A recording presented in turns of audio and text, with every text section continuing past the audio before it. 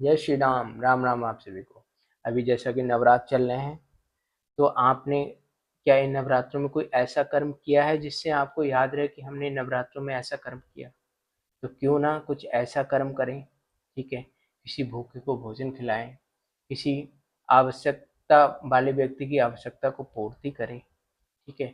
अगर ऐसे छोटे-छोटे कर्म भी करेंगे, तो हर नवरात्र के दिन को आप विशेष बना सकते हैं। एक दिन में कम से कम एक विशेष कर्म करें, ठीक है? जिसको करने से आपकी आन आत्मा को प्रसन्नता हो, आंतरिक प्रसन्नता प्राप्त हो, संतुष्टि हो। ऐसा कर्म करेंगे तो आपको ये याद रहेगा कि इस नवरात्रों में हमने चीज़ें करी। उसको कर्म को देख के और भी लोग जागरूक होंगे, कहीं न कहीं वो भी इसको कर्म को करना चाहेंगे। तो कुछ ऐसा कर्म करें जिससे लोगों को लाभ प्राप्त हो, ठीक है? चाहे आपके पास जो चीज़ भी अधिकता में और जिसके माध्यम से आप लाभ प्राप्त करा सकते हैं। ज्ञान है तो ज्ञान के माध्यम से, धन है धन के माध्यम से मदद करके लोगों को, ठीक है? विद्या है तो विद्या को देके, ठीक है?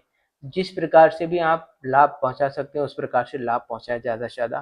प्रतिदिन नवरात्र का हर दिन को विशेष बना दें, ठीक है? हर दिन कुछ विशेष ऐसा कर्म करें कि माता का उस स्वरूप आपकी उस कर्म को देख के प्रसन्न हो जाए, ठीक है?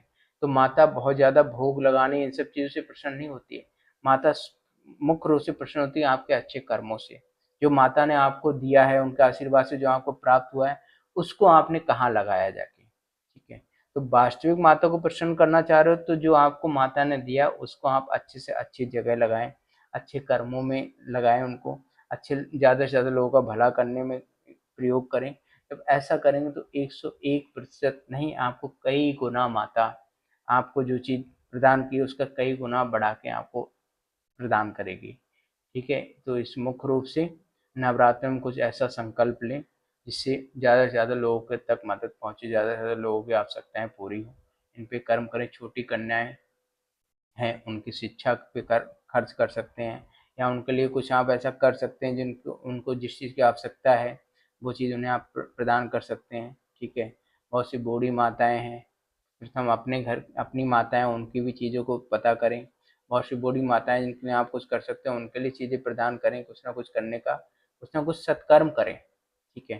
तो वास्तविक माता उन सब चीज़ों से प्रसन्न होंगी, ठीक है? जो माता का एक स्वरूप है, सूक्ष्म रूप से जो माता को हम प्रदान करते हैं, वो भी उनको प्राप्त होता है चीज़ें, लेकिन वास्तविक इस शरीर दिया है आपको कहीं न कहीं, ठीक है? तो शरीर के माध्यम से जब आप कर्म करेंगे तो माता को चीज़ें उस प्रकार से प्राप्त होगी। इसी के साथ आज की बात खत्म करते हैं। जय श्री राम, राम राम आप सभी को।